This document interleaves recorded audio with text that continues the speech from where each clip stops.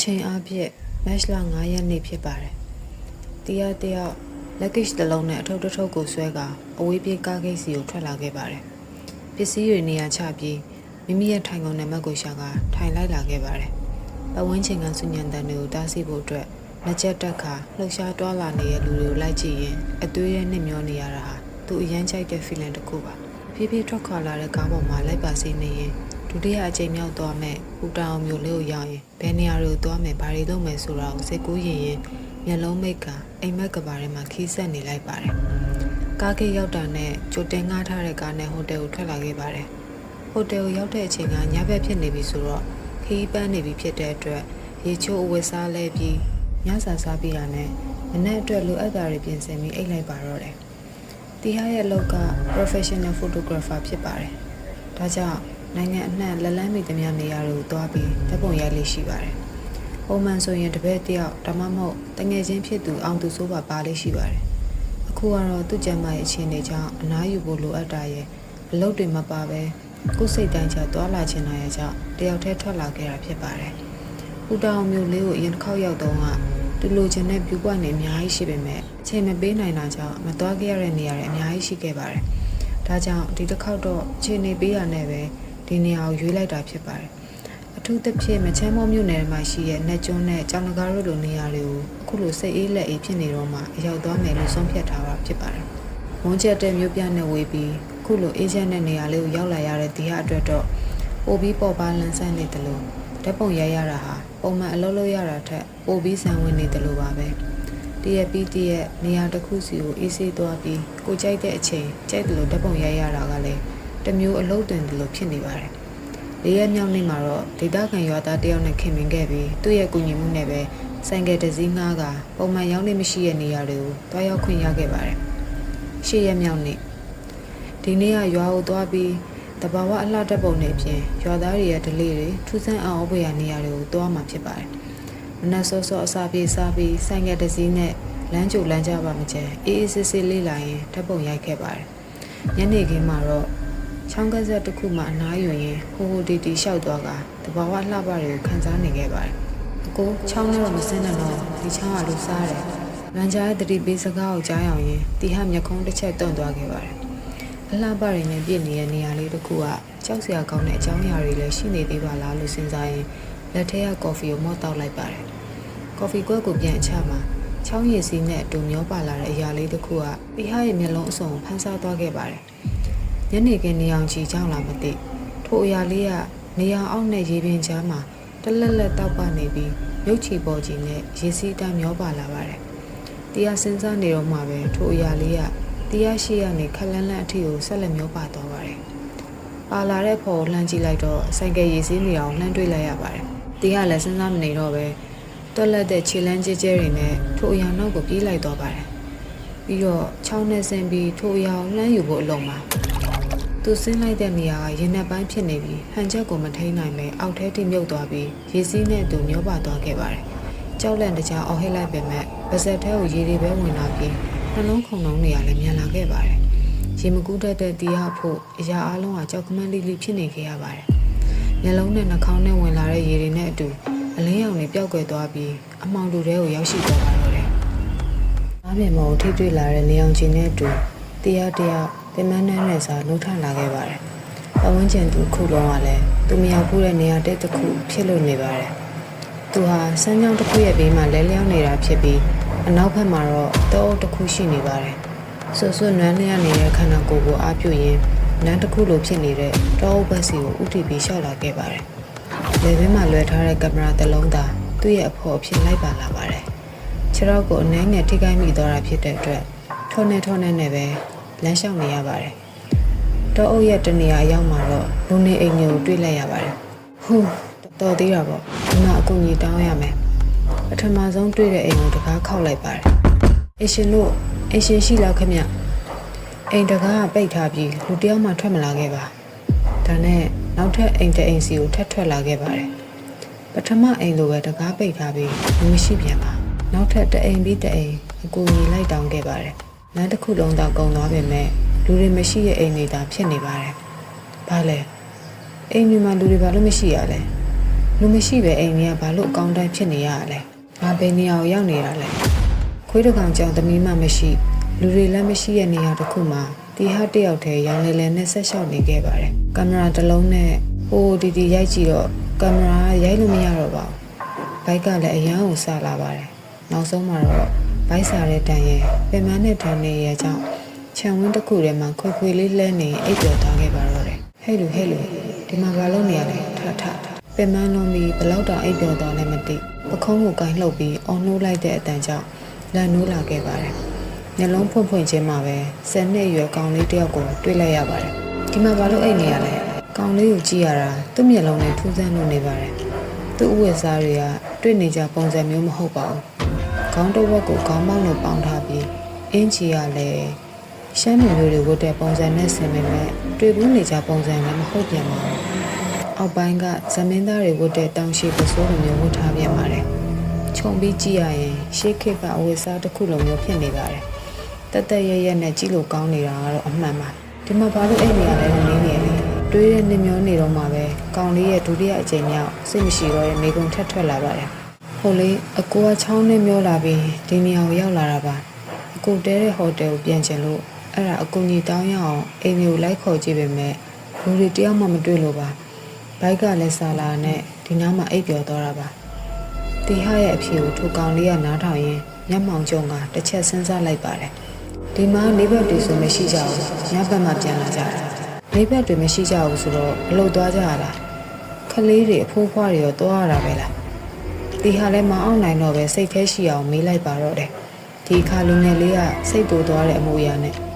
ဒါဆိုလဲလာဒီမှာအိမ်မနေနဲ့တော့အိမ်ထဲဝင်ခဲ့ကောင်လေးရဲ့ခေါ်ဆိုင်အောင်နောက်ကိုလိုက်ခဲ့ပါတယ်အိမ်အတွင်းထဲမှာတော့အပြင်စင်တွေကထူးခြားပြီးတေတက်လောက်ပါနေပါတယ်တချို့ပစ္စည်းတွေကရှေးခေတ်ကပစ္စည်းတွေလိုမျိုးဖြစ်နေပေမဲ့တချို့ပစ္စည်းတွေကြားပြန်တော့လဲအနောက်တိုင်းဆိုင်ပစ္စည်းတွေလိုမျိုးရှိနေအောင်သတိထားမိပါတယ်အရာအလုံးကတက်ရဲနဲ့သူ့နေရာနဲ့သူရှိနေပါတယ်ခဏကြာတော့ကောင်လေးကစားစရာတွေချပေးပြီးတရားအကြောင်းကိုတေချာမေးမြန်းလိုက်ပါတယ်။ဩဒါဆိုရင်မင်းကချောင်းထဲကပစ္စည်းကိုယူဖို့လို့ရင်ရေနဲ့မျောလာတာပေါ့။ခလေးတယောက်ကသူ့ကိုမင်းလို့သုံးနှုတ်လိုက်တဲ့စကားကြောင့်တီဟာအောင်တက်နဲ့ဘဝင်မချဖြစ်သွားပါတယ်။ဒါနဲ့ကိုကဒုက္ခရောက်လို့လာတဲ့ဧည့်သည်ဖြစ်ပြီးသူကအင်ရှင်ဖြစ်တာကြောင့်စိတ်ကိုထိန်ပြီးဟုတ်တယ်ညီလေးကိုရုပ်ကူညီဝေးပါအောင်ဖုန်းကလည်းရေထဲကျသွားတော့ဆက်လို့မရတော့ဖြစ်နိုင်ဖုန်းဆက်ချင်တယ်။ဖုန်းဟုတ်လားအဲ့ဒါဘာကြီးလဲကောင်လေးကတန်တော်နဲ့မေးလိုက်တော့ဖုန်းလေးတနေရာနဲ့တနေရာဆက်သွယ်တဲ့ပစ္စည်းလေးမသိဘူးလားကောင်လေးကခေါင်းခါလေးရဲ့ဒီမှာလူကြီးတွေမရှိဘူးလားဒုတိယအကြိမ်ခေါင်းခါရင်ဒီမှာကျုပ်တယောက်ထင်းနေတာတီဟာကောင်လေးကိုကြည့်ရင်ကောင်လေးမင်းကြီးက10နှစ်ဝန်းကျင်ပဲရှိဦးမယ်တယောက်ထင်းနေတာဆိုတော့မိဘတွေရရောဆိုပြီးမေးလိုက်ပါတယ်ဒီခါကောင်လေးက10နှစ်ဟုတ်လားကျုပ်တက်ကခမည်းတော်အများကြီးကြည်ထားပါကျုပ်တခုတတိပေးမယ်ခမည်းကိုကျုပ်ကူညီနိုင်ဘယ်လောက်ကူညီပေးမယ်ဒါပေမဲ့တခြားအိမ်တွေလုံးဝမတော်ပါနဲ့ခမည်းတော်အန္တရာယ်ရှိရကြားလားတီဟာလည်းခေါင်းငိတ်လိုက်ရင်နဲ့ဒီကောင်လေးကတော့အုံနောက်မှာကောင်းသေးရလားလို့တွေးရင်ထိုညတညကိုအဲ့ဒီကောင်လေးအိမ်မှာပဲကုံဆုံးလိုက်ပါတယ်ဒုတိယမြောက်နေ့မနေ့အိမ်ရနိုးလာတော့အိမ်ထဲမှာကောင်လေးမရှိတော့ပါဘူးဒါနဲ့ပဲရေမိုးချိုမနဲ့စားပြီးရွာထဲကိုရှောက်ကြည့်လိုက်တော့မနေ့ကလိုပဲအိမ်တွေအားလုံးမှာဒုတယောက်မှရှိမနေပြန်ပါဘူးဒီဟာကတော့အလုပ်တွေတွားနေတာပဲဖြစ်မှာပါဆိုပြီးရိုးပဲစဉ်းစားလိုက်ပါတယ်ပြီးတော့ကောင်လေးအိမ်မှာမပြန်ပဲသူ့ဘေးကအိမ်မှာစောင့်နေလိုက်ပါတယ်ညမိုးချုပ်တော့မိသားစု3ယောက်သူစောင့်နေတဲ့ခြံဝင်းနဲ့ဝင်လာကြပါတယ်သူ့ကိုထူးဆန်းတဲ့အကြည့်တွေနဲ့ကြည့်နေတော့တီဟာကပဲကိုစပြီးမိတ်ဆက်လိုက်ပါတယ်ကျွန်တော်နာမည်တီဟာပါချောင်းရည်ထဲမျောပါလာရင်ဒီနားကိုရောက်လာတာပါအိမ်ပြန်ဖို့အကူအညီလိုချင်လို့ပါဆိုပြီးပြောလိုက်ပါတယ်သူစကားကိုကြားတဲ့အခါမှာဦးလေးကြီးနဲ့အတော်ကြီးကတယောက်ကိုတယောက်ဘယ်လိုလဲဆိုတဲ့အကြည့်နဲ့ကြည့်ပြီးချက်ချင်းမှဝမ်းသာအားရဖြစ်သွားကြပြီးရပါတယ်ကူညီရမှာပေါ့ဒီမှာနေလို့ရပါတယ်ဆိုပြီးပေါ်ရွေနဲ့လက်ခံကြပါတယ်တီဟာလည်းအယံဝမ်းသာသွားပြီးသူတို့နဲ့အတူအိမ်ထဲကိုလိုက်ဝင်ခဲ့လိုက်ပါတယ်ကျေးဇူးတင်ပါတယ်ဒါနဲ့လေဟိုဘက်ရကောင်လေးကတယောက်တည်းနေတာလားသူ့အမေစကားကိုကြားတော့လင်မယားနှစ်ယောက်လုံးမျက်နှာကွက်ခနဲပြတ်သွားပြီးဟုတ်တယ်သူကတယောက်တည်းနေတာပြီးတော့တိတ်ပြီးစိတ်မနာဘူးလေသူ့စီမှာမနေတာမင်းကန်ကောင်းတယ်သူ့အိမ်ကိုမသွားနဲ့တော့ကြားတယ်ဒီမှာပဲနေ တခြားအိမ်တွေကိုလည်းရှောင်သွားနိုင်တော့မင်းတို့အန္တရာယ်ရှိရဆိုပြီးမနေ့ကကောင်းလေးပြောတယ်လို့ပဲတတိပေးစကားဆိုလာပြန်ပါတယ်တရားစိတ်ထဲမှာတော့တစ်မျိုးပဲဆိုပြီးတတိစပြုမိလာပါတယ်နောက်ပြီးထူးဆန်းတာကဒီလင်မယားရဲ့လက်မှာချီထားတဲ့2နှစ်အရွယ်ကလေးလေးပါသူ့မျက်လုံးတွေကတီဟောက်ကိုပဲတစ်ချိန်လုံးစိုက်ကြည့်နေပါတယ်ကလေးကငိုချင်းရဲချင်းလည်းမရှိပဲသူ့စီကတခုခုလိုချင်လို့စိုက်ကြည့်နေတဲ့ပုံစံမျိုးပါဘာပဲဖြစ်ဖြစ်ငါတတိတော်ထားရမယ်ဆိုပြီးဒုတိယညကိုသူတို့လင်မယားစီစဉ်ပေးတဲ့အခန်းထဲမှာအိတ်လိုက်ပါတယ်ညတစ်ကောင်တော့အရောက်မှာတီဟရေးစားလာတဲ့အခန်းပြင်ကိုထွက်ပြီးရေတောက်ဖို့အသွားမှာငါတော့မစားနိုင်တော့တော့အဲ့လိုလုပ်လို့မရဘူးလေဘာပဲပြောပြောနောက်3ရက်ကတော့စောင့်ရမှာပဲကလေးကလည်းတောက်ချင်နေတယ်မဖြစ်သေးပါဘူးဟိုကောင်လေးတိသွားရင်လည်းမလွယ်ခွင့်ရေးဆိုတာနှစ်ခါမရနိုင်နောက်ဆိုတာလည်းမသေးကြဘူးလေဟိုကောင်တိသွားရင်လည်းမလွယ်မင်းမသားနဲ့တော့ဘာအတွက်တိုင်မနေလဲတော့မသိတီဟာကတော့အပြင်ဘက်ကနေအခန်းထဲကသူတို့လင်မယားရဲ့စကားသံလေးခက်တက်တက်လေးကြားနေရပါတယ်အဲ့တဲ့တယောက်ဖြစ်တဲ့အတွက်ကိုနဲ့မဆိုင်တာရဲ့အပင်ပန်းခံပြီးစဉ်းစားမနေပါနဲ့ဆိုပြီးရေတောက်ကအခန်းထဲပြန်ဝင်လာခဲ့ပါတယ်တရားတယောက်နှိကနေအိပ်ပျော်ကနေမှခြေတော့ပေါ်အေးဆက်တဲ့အရာကြီးတစ်ခုလာကိုင်းတယ်လို့ခံစားလိုက်ရတာကြောင့်လက်နိုးလာခဲ့ပါတယ်စပွဲပေါ်မှာထွန်းထားတဲ့စီမီရဲ့အလင်းရောင်အောင်မှမြင်တွေ့လိုက်ရတာကဂရေချင်ရင်နောက်မှာရက်နေတဲ့သူ့ခြေတော့ကိုကိုင်းနေတဲ့အင်ရှင်လူကြီးပါရုတ်တရက်ဖြစ်တာကြောင့်လက်မီအော်လိုက်မိပါတယ်ဒီချိန်မှာပဲဘယ်ချိန်ကရောက်နေလဲမသိတဲ့အင်ရှင်အမျိုးသမီးကိုလည်းသူ့ရဲ့ဘေးနားမှာတွေ့လိုက်ရပါတယ်။သူတို့နှစ်ယောက်ရဲ့ပုံစံတွေကနေ့လယ်ကတွေ့တော့ကလည်းပုံစံမျိုးတွေမဟုတ်ပဲမျက်လုံးတွေကနေရဲနေပြီးပါးစပ်မှာလည်းအဆွဲတွေထွက်နေပါတယ်။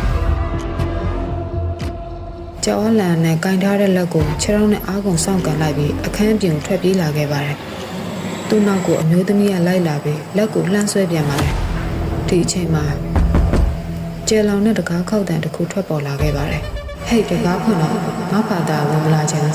ဒါသူကြားဖို့တဲ့အတန်တစ်ခုဆိုတာတီဟာသိလိုက်ပါတယ်။အပြင်ကအတန်ကြောင့်အားလုံးငြိမ်သက်သွားချိန်မှာတီဟာကိုလှမ်းဆွဲထားတဲ့လက်ကိုအတင်းယုံပြီးတကားကိုဖွင့်လိုက်ပါတယ်။သူထင်ထားတဲ့အတိုင်းဟိုဘက်အိမ်ကကောင်လေးဖြစ်နေပါတယ်။ကောင်လေးကသူ့ကိုတစ်ချက်ကြည့်အိမ်ထဲကိုတစ်ချက်လှမ်းကြည့်ပြီးဘာမှမပြောဘဲပြန်ထွက်သွားပါတယ်။တီဟာလည်းကောင်လေးနောက်ကိုလိုက်လာခဲ့လိုက်ပါတယ်။ကောင်လေးရဲ့အိမ်ထဲရောက်တော့ကောင်လေးကသူ့ကိုစိတ်ပြတ်တဲ့အကြည့်နဲ့ကြည့်ပြီးတပြင်းတစ်ချက်ချလိုက်ပါတယ်။ခမ ्या ကိုဘယ်မှရှောင်မသွားဘူးပြောထားတယ်လေ။တီဟာလည်းအပြစ်ရှိသူတယောက်လိုရက်နေရင်တိတ်ဆိတ်နေလိုက်ပါတယ်။ခမ ्या အိမ်ကိုတကယ်ပြန်ချင်းကြုံစကားကိုတွေ့မသိမ်းနားထောင်လိုက်ရတယ်။ကောင်လေးကခက်ပြက်ပြက်ပြောပြီးသူ့အခန်းထဲဝင်သွားပါတယ်။တီဟာလည်းနောင်နာရတဲ့စိတ်ကြောက်လန့်တဲ့စိတ်တွေနဲ့ဘာတွေဖြစ်ကုန်ပြီးဘာကအမှန်ဘာကအမှားလဲဆိုတာခမ ्या ခတ်နေပါတော့တယ်။တတိယမြောက်နေ့ဒီနေ့တော့တီဟာဆုံးဖြတ်ချက်တစ်ခုချလိုက်ပါတယ်။အဲ့ဒါကတော့ဒီကျူးစမ်းတဲ့နေရာကနေထွက်သွားဖို့ပါ။ထုံးစံအတိုင်းမနဲ့ဆိုလူတယောက်မှမရှိတဲ့ဒီနေရာကနေထွက်ခွာလာခဲ့ပါတယ်။ညနေရောက်တဲ့အထိသွားတာတောင်ဒီနေရာရဲ့အပြင်ကိုမရောက်ခဲ့တယ်လို့သူ့ဘဲကိုသွားဝင်ကဘာတစ်ခုလိုဖြစ်နေပြီးဒီနေရာကိုပဲပြန်ရောက်လာပါတယ်။ဒါဟာပုံမှန်အခြေအနေတစ်ခုတော့မဟုတ်ဘူးဆိုတော့သူရိပ်မိလိုက်ပါတယ်။ဒါကြောင့်မိုးချုပ်ခါနေသူတို့တွေအိမ်ပြန်မရောက်ခင်ကောင်လေးရဲ့အိမ်ထဲမှာပဲဟန်မပြတ်စောင့်နေလိုက်ပါတယ်။တခြားအိမ်တွေကိုတွားကြည့်ခြင်းပဲမဲ့လည်းမင်းညအဖြစ်ပြက်တွေကသူ့ကိုချောက်လန့်နေတော့မှပဲစွန့်စားဖို့အတွက်သူ့စိတ်ကမဝင်ရဲဘူးဖြစ်နေပါတယ်။မိုးချုပ်ဆက်လောက်မှကောင်လေးပြန်ရောက်လာပါတယ်။အဲကန်ထဲမှာထိုင်နေတဲ့သူ့ကိုတစ်ချက်ကြည့်လိုက်ပြီးသူ့အခန်းထဲဝင်သွားပါတယ်။ခဏကြာမှတော့သူနဲ့အတူထမင်းစားဖို့လာခေါ်တာနဲ့အတူထမင်းစားလိုက်ကြပါတယ်။ထမင်းစားပြီးတော့ကောင်လေးကသူ့ကိုစကားတစ်ခွန်းမှမပြောပါဘူး။တရားစိတ်ထဲမှာတော့မနေ့ကသူ့စကားနားမထောင်ပဲဟိုဘက်အိမ်ကိုသွားလို့ကောင်လေးကစိတ်ဆိုးပြီးသူ့ကိုစကားမပြောတာလို့ပဲထင်လိုက်ပါတယ်။ဒါနဲ့ပဲအကြီးဖြစ်တဲ့သူကအလျှော့ပေးရမယ်လို့တွေးလိုက်ပြီးသူကပဲဥဆောင်ပြီးစကားဆပြောလိုက်ပါတယ်။ငါဒီရောက်တာ3ရက်ရှိပြီ။မင်းနာမည်လည်းမသိသေးဘူး။မင်းနာမည်ဘယ်လိုခေါ်လဲ။အဲ့ဒါကြီးပြီးတော့ဘာလုပ်လို့ရမှာလဲ။မဟုတ်သေးဘူးလေ။ကို့ကိုကူညီထားတဲ့သူရဲ့နာမည်လေးကိုသိထားတဲ့နော်ပေါ့။ငါအိမ်ပြန်ရောက်ရင်လည်းနောက်တစ်ခါမင်းနဲ့ဆက်သွယ်ချင်းနာမည်သိထားတော့လွယ်တာပေါ့မဟုတ်ဘူးလား။ကောင်လေးကသူ့ကိုပြုံးကြီးစိုက်ကြည့်ပြီးမလိုပါဘူးပြောပြလို့လည်းမရဘူးနောက်တစ်ခါဆိုတော့မရှိတော့ပါဘူးတရားစိတ်ထဲတော့တော်တော်စနိုးစနောင်းဖြစ်သွားပြီးစကားလမ်းကြောင်းတော့ပြတ်သွားရတဲ့အထိပါပဲမဟုတ်သေးဘူးလေသူစကားဆက်မပြောခင်မှာပဲကောင်လေးကကြုတ်ပြောတာကိုသိချလာတော့ခမည်းဘာတွေကြားရလဲပြီးတော့ဘာတွေမှတ်မိလဲကောင်လေးရဲ့အမေကိုချက်ချင်းမဖြေသေးပဲသူမျက်မှောင်ကျုံပြီးတေချာစဉ်းစားလိုက်ပါတယ်ဟင်းဘာမှမကြားပါဘူးဘာလို့မှတ်မိရမှာလဲငါအကြောင်းမင်းကိုပြောပြပေးပြီလေ ကျုပ်ပြောချင်တာအဲ့ဒါမဟုတ်ဘူး။ကောင်လေးကသူ့ကိုလေးလေးနက်နက်နဲ့တေချာစိုက်ကြည့်ပြီးထားပါတော့လေခမစူးစမ်းကြည့်ပါအချိန်က2ရက်ပဲကြာတယ်ကျုပ်ဒါပဲပြောနိုင်မယ်ကျွန်တော်ကတော့ခမကအဆုံးစားမရှိပဲအထိပ္ပယ်မသိတဲ့စကားတွေပြောပြီးကောင်လေးကသူ့ခန်းထဲဝင်သွားပါတော့တယ်သူနောက်ကပြောချင်ခဲ့တဲ့စကားတွေကိုလည်းဂယူးမဆိုင်တယ်လို့လှည့်တော်မကြည့်ပါဘူးတရားကတော့အခန်းထဲမှာတယောက်တည်းထိုင်ရင်ကောင်လေးပြောသွားတဲ့စကားတွေကိုထပ်ခါစဉ်းစားနေခဲ့ပါတယ်ဒါနဲ့သူ့အတွက်တော့တေချာရည်ရတဲ့အဖြေမရှိခဲ့ပါဘူးအဲ့ဒီစားနောက်ထပ်ဆုံးဖြတ်ချက်တစ်ခုကိုသူဆုံးဖြတ်ခဲ့ပါတော့တယ်စတုထမြောင်နေရင်းမောက်ကကြလာတဲ့နေအောင်ချင်းနဲ့အတူတရားတယောက်လန့်နိုးလာခဲ့ပါတော့တယ်ဟာကွာဘလို့ဖြစ်ပြီးအိပ်ပျော်သွားရတာလဲကိုအားမရတဲ့လေတံနဲ့ညီးသွားလိုက်ပါတယ်တကယ်တော့ဒီမနေ့မှာကောင်လေးနဲ့ဒီရလူတွေဘယ်ကိုသွားပြီးဘာကိုလုပ်နေကြလဲဆိုတာလက်ချောင်းမို့ကိုစီစဉ်ထားတာပါဒါနဲ့ဒီနေ့မနေ့ကျကမှအရင်ရက်တွေထွက်ပို့ပြီးအိပ်ပျော်နေခဲ့ပါတယ်ဒါကြောင့်မှသူညာကဆုံးဖြတ်ထားတဲ့အစီအစဉ်တစ်ခုကလက်လျှော့လိုက်ရပြန်ပါတယ်အရင်ရက်တွေကလို့ဒီနေရာတစ်ခုလုံးကိုရှောက်ပတ်ပြီးအခြားနေရာတစ်ခုကိုထွက်သွားနိုင်အောင်ကြိုးစားပေမဲ့လည်းတစ်ခုခုကကားစီးထားလို့ဖြစ်နေပြီးသွားလို့မရခဲ့ပါဘူးဒီလိုနဲ့တဝဲလဲလဲဖြစ်ပြီးဒီအိမ်တွေရှိတဲ့စီကိုပဲပြန်ရောက်လာပါတယ်ဒါတမန်ရိုးချဖြစ်စင်မဟုတ်ပဲတစ်ခုခုကသူ့ကိုဒီနေရာကနေထွက်လို့မရအောင်လှုပ်ထားတယ်လို့ဖြစ်ပုံရပါတယ်နေ့လယ်ဘက်မှာတော့အပင်ကြီးတစ်ပင်အောက်မှာလှည့်နေရင်နားထဲမှာမပြီးဝိုးတော်အတန်တွေကြားလာရပါတယ်သူ့နားကိုပိတ်ပြီးပြန်ဖွင့်လိုက်တော့လဲအတန်တွေကပြောင်းမသွားပဲကြားနေရပြန်ပါတယ်နောက်တော့သူခေါင်းနဲ့မူးဝေလာပြီးအိပ်ပျော်သွားပါတော့တယ်အိယာကနိုးလာတော့ညနေတောင်ဆောင်းတော့မှဖြစ်လို့ကောင်လေးရဲ့အိမ်ကိုပြန်လာခဲ့ပါတယ်ကောင်လေးပြန်ရောက်လာချိန်မှာတော့အေကန်ထဲမှာရှိတဲ့သူထိုင်နေတဲ့မျက်နှာချင်းဆိုင်ခုံမှာထိုင်လိုက်ပါတယ်ပြီးတော့မနေ့ကမိကုန်းတွေကိုပဲပြန်မေးလာပြန်ပါတယ်ဘာတန်လေးကြားသေးလဲဘာမှမသိဘူးဒီကကောင်လေးရဲ့မျက်နှာကိုတခြားစိုက်ကြည့်ရင်နေ့လယ်လောက်ကနားထဲမှာတန်လေးကြားလိုက်ရတယ်ဘာတန်လေးလဲကောင်လေးကမျောလင်းချက်မျက်လုံးတွေနဲ့တီဟကိုကြည့်ရင်မေးလိုက်ပါတယ်တီဟခေါင်းခါရင်မသိဘူးဘာပြောနေမှရှင်းရှင်းလင်းလင်းမသိဘူးအော်ဟစ်နေတဲ့အတန်လေးလားဒါမှမဟုတ်စကားပြောနေတဲ့အတန်လေးလားတီဟမျက်နှာပေါ်မှာလင်းနှက်မှုတွေကအထင်းသားပေါ်နေပါတယ်ဘာတွေကြားခဲ့လဲဆိုတာထပ်ပြီးစဉ်းစားခဲ့ပေမဲ့သူကြားခဲ့တာတွေကဝေဝါးနေတဲ့အတွက်ဘာတန်နေလဲဆိုတာဘယ်လို့မှမခံမနိုင်လောက်ဖြစ်နေပြန်ပါတယ်တက်ပြင်းတစ်ချက်ကိုမှုတ်ထုတ်လိုက်ရင်ခေါင်းကိုဖြင်းချင်းစွာခါရမ်းလိုက်ပါတယ်ကောင်လေးကသူ့ကိုတစ်ချက်ကြည့်ပြီးမနှက်ဖြန်တရက်ပဲအချင်းရှိတော့တယ်အဲ့ဒီရဲ့ကြော်သွားရင်တော့ကျုပ်လည်းခမောင်းမကူညီနိုင်တော့ညီလေးတီဟခေါ်လိုက်ပေမဲ့ထုံးစံတိုင်းကောင်လေးကပြန်လှည့်မကြည့်ပဲအခန်းထဲဝင်သွားဖို့ပြန်လိုက်ပါတယ်ဒါပေမဲ့တီဟကကောင်လေးရဲ့လက်ကိုအမိရလှမ်းဆွဲလိုက်ပြီးညီလေးမင်းငါ့ကိုပြောပြပေးပါငါဘယ်ကိုရောက်နေရလဲဘာတွေဖြစ်နေရလဲမင်းတို့တွေရောဘာတွေလဲသူ့အမေရဲ့အဆုံးမှာ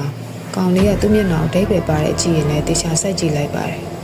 ်ပြီးတော့ဆွဲထားတဲ့လက်ကိုဖြုတ်ပြီးထွက်သွားဖို့လုပ်ပေမဲ့တီဟကမလှုပ်ပေးပဲငါဒီနေ့ရက်လုံးဒီနေရာသွားဖို့လုပ်ခဲ့တယ်ဒါပေမဲ့ဘလို့ပဲစူးစမ်းငါဘယ်မှရောက်မသွားပဲဒီနေရာကိုပဲပြန်ရောက်နေတယ်ငါဘာလို့ဒီမှာပိတ်မိနေရလဲဟိုဘက်ရလူတွေရောငါ့ကိုဘာလို့ဖို့စူးစမ်းကြရလဲမင်းကရောငါ့ကိုကူညီမယ်ဆိုပြီးဘာလို့အိမ်ရောက်တယ်လားမပြောပြရလဲနောက်နေ့တည့်ရက်ပဲအချိန်ရှိတော့တယ်ဆိုတာကိုဘာကိုပြောချင်တာလဲပြောစရာရှိတော့ပုံမှန်လုံးပြောပြလိုက်မှအဖြေကိုရှာလို့ရမှာပေါ့အခုတော့ငါကောင်ဘာဖြစ်လို့ဖြစ်နေမှန်းမသိတော့ဘူးရည်ရွယ်မထားပဲစိတ်ထဲရှိတဲ့စကားတွေအားလုံးပြောလိုက်ရတဲ့အတွက်လူကပေါ်ပါတော့လို့ခံစားလိုက်ရပါတယ်တစ်ချိန်တည်းမှာပဲဝမ်းနေတဲ့စိတ်ကိုလည်းတပြိုင်နက်ခံစားလိုက်ရပြန်ပါတယ်ကောင်လေးကတော့သူ့လက်ကိုကန်ထားတဲ့တီဟာရဲ့လက်ကိုပုတ်ထုတ်လိုက်ပြီးအခန်းထဲကိုဝင်သွားပါတော့တီဟာအတွက်ဒီနေ့ညထူးထူးခြားခြားအဲ့လိုမပြောဖြစ်နေပါတယ်စဉ်းစားစရာတွေများလို့လားဒါမှမဟုတ်ကောင်လေးပြောတဲ့မနှက်ဖြန်တည့်ရပဲရှိတော့တယ်ဆိုတာကြောင့်လားစိတ်ထဲအပူတွေကိုတက်တာလို့တက်တာညာလေနဲ့အတူမှုတ်ထုတ်လိုက်ကဂရင်မမပလက်အနေထားနဲ့လဲလျောင်းနေရကနေခဏအကြာမှနှိမ့်ကနေအိပ်ကျော်သွားခဲ့ပါတယ်အေးဆက်တဲ့အထီးအတွေ့ကြောင့်တီဟာလန်လို့သွားခဲ့ပါတယ်စိတ်ထဲမတန့်ဖြစ်သွားတဲ့ဂရင်ချင်းကိုကြည့်လိုက်တော့သူ့ဂရင်ချင်းတဲ့မှာသူတရံအရင်မဲကြီးတစ်ခုကိုတွေ့လိုက်ရပါတယ်သူလည်းအရန်လန်သွားပြီးဇောချေတွေပြန်ကအခန်းထဲကပြေးထွက်ဖို့အလုံးမှာနောက်ထပ်အရင်မဲတစ်ခုကအခန်းဝမှာရက်နေတာတွေ့ရပြန်ပါတယ်ရီတန်တွေကတခန်းလုံးပြန့်နှံ့သွားပါတယ်အတန်ကြားရနေရာတွေကိုကြည့်လိုက်တော့အခန်းပတ်လည်မှာအရင်မဲကြီးရဲ့အများကြီးဖြတ်ပြင်းနေအောင်တွေ့ရပြီးတီဟာလည်းကြောက်လန့်နေကြအော်ဟစ်လိုက်ပါတယ်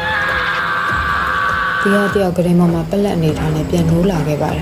ခုနကြုံခဲ့ရတာအိမ်မက်တစ်ခုမှတိမှာပဲကြောက်စိတ်ကလည်းနဲ့ပြေးသွားခဲ့ပါတယ်အိမ်မက်ကနေလက်နိုးလာခဲ့တာဖြစ်ပေမဲ့တကယ်ဖြစ်နေတဲ့အတိုင်းခံစားရပါနှလုံးခုန်လုံးနဲ့မြန်လာပြီးပင်ပန်းနှွမ်းနေပါတယ်အပြင်ဘက်မှာအလင်းရောင်တန်းစားပြုတ်နေပြီဖြစ်တဲ့အတွက်သူတစ်ခုခုကိုတတိယသွားပါအိယာတွေကနေထလိုက်ပြီး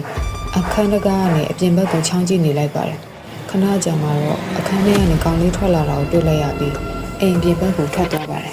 ဒီဟာလည်းကောင်လေးနောက်ကိုတိတ်တိတ်လေးလိုက်ကြည့်ဖို့ဆုံးဖြတ်လိုက်ပါတယ်ခြံအပြင်ဘက်ထွက်မဲ့အလုံးမှာအခြားအိမ်တွေစီကနေလူတွေအသီးသီးထွက်လာကြတဲ့အတွက်သူလည်းခြံထဲကနေမထွက်သေးပဲစောင့်နေလိုက်ရပါတယ်ကောင်လေးကတော့တော်တော်ဝေးဝေးကိုရောက်သွားပြီဖြစ်ပါတယ်ဒီလိုနဲ့လူတွေဘယ်သူမှထွက်လာတာမတွေ့တော့မှသူကခက်လန်းလန်းကနေလိုက်သွားခဲ့ပါတယ်ရှေ့ကလူအုပ်ကြီးကလမ်းလျှောက်တဲ့ပုံကတောင်းတောင်ကြီးဖြစ်နေပြီးစကားကြီးလည်းတခုမှမပြောကြသလိုစက်ရုပ်ကြီးတွေလားခက်လေးလေးမှန်မှန်ကြီးတွေလမ်းလျှောက်နေကြပါတယ်တရားကတော့အနောက်ကနေဘယ်သူမှမသိအောင်တိတ်တိတ်လေးလိုက်လာခဲ့ပြီးအစွန်ဆုံးအိမ်အရောက်မှာရှေ့ကလူအုပ်ကြီးကမျက်စိရှိမှပျောက်ချင်းမလားပျောက်သွားခဲ့ပါတယ်ဒီဟာလည်းကိုမျက်လုံးကိုမယုံနိုင်လောက်ဖြစ်သွားပြီးနေရာမှာရင်ကြက်သေးသေးသွားခဲ့ပါတယ်ရှေ့ကိုဆက်လျှောက်ပင်မဲ့လည်းဘယ်ကဘယ်လိုလမ်းတွေရနဲ့အိမ်ကြီးစုရောင်မမသိရောက်သွားခဲ့ပါတယ်စိတ်ပြက်အားငယ်မှုတွေနဲ့ခေါင်းငယ်ဆက်ကြကလမ်းပေါ်မှာရှိတဲ့အပင်ကြီးတစ်ပင်အောက်မှာထိုင်နေလိုက်ပါတယ်ဒီအချိန်မှာဒီဝန်းဝါအတန်တစ်ခုကသူ့နားရဲကြားလာရပြန်ပါတယ်ကြားရတဲ့အတန်ကိုသိချာနားဆွင့်ကြည့်ပေမဲ့အတိတ်ပဲတော့ဖော်လို့မရပါဘူးငါတို့ဒီနေရာမှာပဲနေရတော့လည်းထင်တယ်ကောင်းလေးမေးတဲ့ဘာတွေကြားရလဲဘာမှမမိလဲဆိုတဲ့အမေးလိုငါဘာလို့မဖြေနိုင်တာလဲငါဘောတော့တွားတယ်ငါဘာလို့ဘာမှစဉ်းစားမရဖြစ်နေရလဲဆိုတဲ့မိကုန်းတွေဟာတရားရင်ထဲမှာထက်ခါဖြစ်ပေါ်လာပါတယ်တရားအလုံးကိုအရှုံးပေးခြင်းစိတ်တွေဖြစ်ပြီးလေးကန်တဲ့ခြေလမ်းတွေနဲ့ကောင်းလေးရဲ့အိမ်ကိုပြန်လာခဲ့ပါတယ်စိတ်ထဲမှာလည်းရောက်တဲ့ရာတွေစဉ်းစားပြီးခုံမမတင်ထားတဲ့ရိုက်လို့မရတဲ့ကင်မရာကောက်ကန်လိုက်ပါတယ်ကျမ်းမာကြောင်အလုပ်တွေနားပြီးခီးထွက်လာကမှအခုလိုဖြစ်ပျက်ကြီးကိုကြုံတွေ့လိုက်ရတာဟာဒီကအတွက်တော့ငရဲတစ်ခုလိုပါပဲတင်းကျပ်နေတဲ့စိတ်ကိုလျှော့ချလိုက်ပြီးဘာမှမစဉ်းစားတော့ပဲအားရှိအောင်တရေတမောအိတ်လိုက်ပါတယ်အိယာကပြန်လို့လာတော့ညနေဆောင်နေပြီဖြစ်လို့ရေမိုးချိုးပြီးကောင်းလေးပြန်လာအောင်စောင့်နေလိုက်ပါတယ်ဒါပေမဲ့ဒီနေ့မှထူးထူးခြားခြားမိုးချုပ်တော်ကောင်းလေးကပြန်မရောက်လာသေးပါဘူးအလင်းရောင်ရှိရဲ့နေချိန်တော့မသိတာပဲနဲ့အခုလိုအမှောင်ကျချိန်မှာတော့တရွာလုံးမှာကိုတယောက်တည်းရှိနေတဲ့ခံစားချက်ကြီးကတကယ်ကိုထိတ်လန့်စရာကြီးပါကောင်းလေးပြောထားတဲ့ဒီနေ့ကသူ့အတွက်နောက်ဆုံးနေ့ဆိုတာကြောင့်လဲပိုလို့ထိတ်လန့်နေမိပါတယ်။အားကြဟေးဟိုမှာဝင်ကြသွားကြတယောက်တစ်ပေါက်အော်ဟစ်လာတဲ့အတန်မျိုးစုံကြားလိုက်ရပါတယ်။တရားသတိထားပြီးအိမ်ပြင်ဘက်ကိုလှမ်းကြည့်လိုက်တော့မနက်ကထွက်သွားတဲ့လူအုပ်ကြီးပြန်ရောက်လာပြီးလမ်းမအတိုင်းဖုန်တထောင်းထောင်းထောင်းအောင်ရှောက်လာကြတာကိုမီးရောင်အောင်မှလှမ်းတွေ့လိုက်ရပါတယ်။လူအုပ်ကြီးကသူရှိရာအိမ်ဘက်ကိုဥတီပြီးဝင်လာပါတယ်။သူအရန်ကိုထိတ်လန့်သွားပြီးခြေရလက်တွေအိတ်ဆက်ကဘာလို့ဘာကန်ရမှန်းမသိဖြစ်နေပါတယ်။လူထဲမှာကောင်လေးကိုများတွေ့မလားဆိုပြီးရှာကြည့်ပေမဲ့မတွေ့ပါဘူး။ထူးဆန်းတာကလူတွေရဲ့ပုံစံတွေပါ။သူတို့အားလုံးရဲ့မျက်လုံးတွေကနေရဲနေပြီးမျက်နှာတွေကလည်းတွေးမရှိသလိုဖြူဆွနေပါတယ်။ခန္ဓာကိုယ်လှုပ်ရှားပုံတွေကလည်းတောင်းတောင်ကြီးဖြစ်နေပြီးကြောက်လန့်စရာအသွင်မျိုးဖြစ်လို့နေပါတယ်။တဖြည်းဖြည်းနဲ့လူအုပ်ကြီးကခြံတကားကိုဖွင့်ပြီးအိမ်ထဲကိုဝင်လာဖို့တကားကိုဖွင့်နေပါပြီ။မိနစ်ပိုင်းအတွင်းမှာပဲသူရှိရဲ့နေရာကိုရောက်လာကြမှာအေကန်ပါ။တရားရဲ့အတွေ့အကြုံမှာတော့ဒီနေရာကနေထွက်ပြေးဖို့အချိန်ကြီးကြိုးစားနေပေမဲ့တကယ်တမ်းတော့တကူလုံးလှုပ်လို့မရတယ်လို့ခန္ဓာကိုယ်တစ်ခုလုံးတုံရင်လို့နေပါတယ်။တကားဖွင့်တာဟာအိပ်ပြန်မတတ်ဖြစ်သွားပြီးထိတ်လန့်လို့မျက်ရည်ပါစိတ်ကြနေခဲ့ပါတယ်။ဒီအချိန်မှာတတိယအောင်ကြိုးစားတယ်။ကောင်လေးရဲ့အော်ဟစ်တတိပေးတာကိုသူကြားလိုက်ပေမဲ့လူတော့မတွေ့ပါဘူး။တစ်ဆက်တည်းမှာပဲနားထဲမှာအတန်တစ်ခုကိုထပ်ကြားလိုက်ရတယ်။အတန်ကတော့တော့တော့ကောင်လေးတော့တန်ပြီးတယ်။ဒီဆိုရင်လည်းတော့တော့ကောင်လေးနဲ့တန်ပြီးတော့ဒီကနေ့တပိတ်တက်စားတာဒီစမှာအားကိုရပြမစောပြခဲ့ရမှာ။အတန်ကတော့တော့ကောင်လေးတော့တန်ပြီးတယ်။ဒီဆိုရင်လည်းတော့တော့ကောင်လေးနဲ့တန်ပြီးတော့ဒီကနေ့တပိတ်တက်စားတာဒီစမှာပါတဲ့ညလုံးမိတ်ပြီးမြတ်စွာဘုရားကိုယဉ်မှန်းပြီးမေတ္တာတော်ကိုမရမနာဆွေးနွေးခဲ့ပါတယ်။အေးဆက်တဲ့အရာတစ်ခုထိတွေ့လာတာကိုခံစားလိုက်ရပြီးအရာအားလုံးအမှန်ကျသွားပါတော့တယ်။သူမျက်လုံးပြန်ဖွင့်လိုက်တဲ့အခါစိတ်ယုံတစ်ခုရဲ့ကလေးပေါ်မှာရောက်နေပါတယ်။သူ့ဘေးနားမှာမိခင်နဲ့ညီမလေးရှိနေပြီး သူတတိယလာလို့အယမ်းဝမ်းသာနေကြပါတယ်စိတ်ယုံအားဆင်းချိန်မှာတော့သူဖြစ်ပျက်ခဲ့တာကိုနားမလည်တာကြောင့်ဆရာတော်တစ်ပါးကိုရှောက်ထားပြီးဆက်စဉ်းစားတော့မှပဲအကုန်လုံးနားလည်သွားခဲ့ရပါတော့တယ်သူရေစီးတဲ့အတူမျိုးပါသွားပြီးသူ့ခန္ဓာကိုယ်ကချောင်းဆက်တနေရာရဲ့နွယ်ကြိုးတွေနဲ့အတူကမ်းပေါ်မှာတင်ကျန်နေခဲ့ပါတယ်ဒီအချိန်မှာရုပ်နဲ့နံကွာတယ်လို့ဖြစ်သွားပြီးသူ့ရဲ့နံစိတ်ကတော့တနေရာရာကိုလွန်မြောသွားပုံရပါတယ်တစ်ဖက်မှာလည်းခန္ဓာကိုယ်ကရေမုန်းကျက်ထားတဲ့တံထိခိုက်ထားတဲ့တံတွေကြောင့်စိတ်ယုံပေါ်ရောက်ခဲ့ရပြီးအသက်လူနေချရတဲ့အခြေအနေဖြစ်နေပါတယ်သူ့ရဲ့နံစိတ်ရောက်သွားတဲ့နေရာကတော့နေဆန်ညခံဆိုတဲ့အတူရကယ်လိုပုံမျိုးဖြစ်နိုင်ပြီးတခြားပိတ်တာပုံတစ်ခုခုလည်းဖြစ်နိုင်ပါတယ်သူ့ကိုကယ်တင်ပေးတဲ့ကောင်လေးကတော့ဘဝတစ်ခုကဆွေမျိုးသက်ဆက်ဖို့သူဒါမှမဟုတ်သူ့ရဲ့ကောင်းမှုတွေကိုရခဲ့ဖို့သူဖြစ်နိုင်ပါတယ်ဒါကြောင့်လဲကောင်လေးကမေးခွန်းနေမေးပြီးသူ့တတိတွေအထက်ထက်အခါကပေးနေတာဖြစ်ပါတယ်တကယ်တော့ကောင်လေးတတိပေးချင်တာကဖျားတရားကိုတတိယမှသူအသက်ဆက်နိုင်မှာဖြစ်တဲ့အတွက်မြတ်စွာဘုရားနဲ့တရားတော်တွေသူလှုပ်ထားတဲ့ကုသိုလ်တွေကိုတတိယစေချင်တာပါနောက်ဆုံးမှာစေယုံဆောင်ရဲ့အမေဖြစ်သူနှုတ်ကတတူတူရုပ်ဆွနေတဲ့မေတ္တာတုတ်ကိုကြားမိပြီးတတိယတော့ကုသိုလ်ကံမကုန်သေးတဲ့အတွက်အသက်ရှင်သွားတာဖြစ်နိုင်ပါတယ်ဘေးမှာရှိနေတဲ့သူတွေဆိုတာကလည်းသူ့အတွက်ကိုနှုတ်ယူဖို့ဒါမှမဟုတ်သူ့ရဲ့သွေးသားတွေကိုစားခြင်းလို့စောင့်နေတဲ့သူတွေဖြစ်မှာပါဆရာတော်မိတ်နဲ့စကားတွေထဲမှာလောကမှာမြင်အမမြင်အပ်တယ်ဆိုတာရှိတယ်ကိုမျက်စိနဲ့မမြင်ရတိုင်းမယုံကြည်လို့မရဘူးမြတ်စွာဘုရားတော်မှာဂိတ်စကုတ်တောင်ပေါ်မှာအယိုးပဲရှိပြီးလေထဲမှာပြန်နေတဲ့ပိဋကကြီးကိုဘုရားဖြစ်စာကလေးကတွေ့ပြီပဲမဟောခဲ့ဘူးရှင်မမောက္ခလန်ဆုံးခံကြွရဲ့အဲ့ဒီပိဋကကြီးကိုတွေ့တော့မှသာတရားဟောတော်မူတယ်မြတ်စွာဘုရားတော်မှာတက်တည်ရှိမှတရားဟောတယ်မဟုတ်ရင်လူဆိုတဲ့အမျိုးကမြင်မှကြားမှကြုံကြတာလည်းရှိတာကိုဆိုပြီးမိတ်ပါတယ်ဒီဟာကတော့ကိုယ်တိုင်ကြုံတွေ့လိုက်ရတာဖြစ်တဲ့အတွက်အတိတရားတတိတရားတွေနဲ့အတူဘဝကိုကုသိုလ်ကောင်းမှုတွေနဲ့ဒါရှောက်လန်းပါတော့တယ်